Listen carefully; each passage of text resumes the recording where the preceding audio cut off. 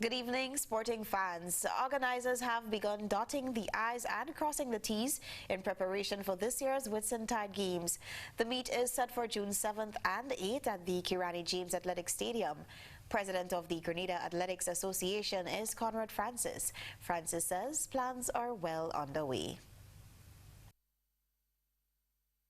Yeah, but this year games, we have quite a number of clubs taking part. The local clubs, we have 21 local clubs entered for the meet. All the top clubs, you're talking about Ace, MVP4, 73, MVP, Rising Stars. All the top clubs will be taking part with their athletes. And we have entered 30 clubs from Caribbean countries. So it is quite, we have teams from Trinidad and Tobago, we have from Barbados, we have from Guyana, we have from St. Vincent, and over the last 5 years or so, St. Vincent has been coming with a lot of clubs. You know, they travel by boats and they come down, so we can expect over 200 athletes from St. Vincent, and we also have clubs from Tobago taking part, and inclusive of Carrick, who will be there also. So you're talking about close to 1,000 athletes will be entered in the games, and that will make it one of the biggest, not one of, but the biggest games to be held in Grenada for this year. The games, according to Francis, have become a primary staple on the country's sporting calendar.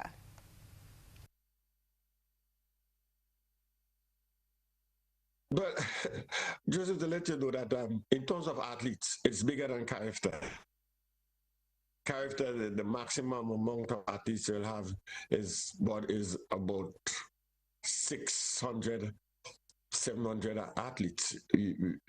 I mean, we're talking here of close to 1,000 athletes. So in terms of athletes participating, it's bigger. And it does a lot for the development of the sport in Grenada.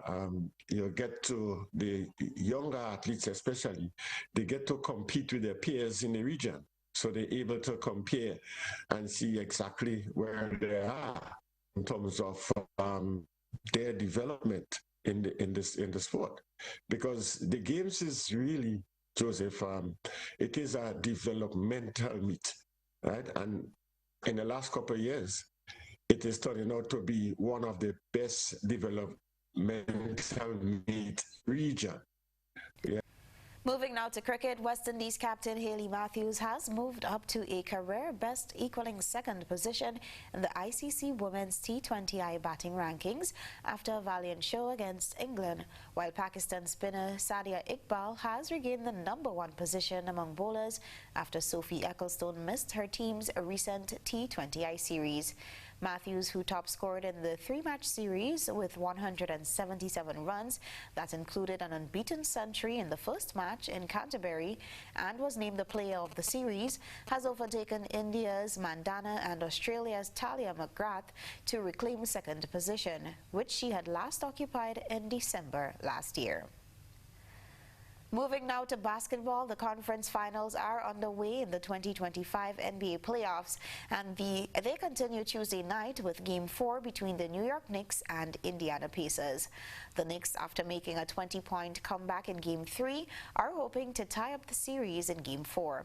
In the West, meanwhile, the Oklahoma City Thunder are closing in on an NBA Finals appearance. The Thunder are up 3-1 in the series against the Minnesota Timberwolves after a nail-biting win on Monday. OKC, the top seed in the Western Conference, is trying to reach its first NBA Finals since 2012. Minnesota is in the conference finals for the second year in a row and is trying to advance to the NBA Finals for the first time in franchise history.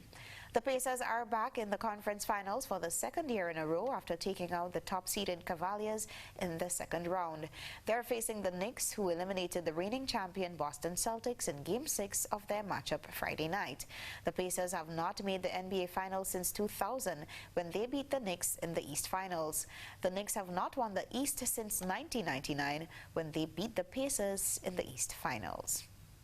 That brought us to the end of sports. Stay with us for your regional and international news.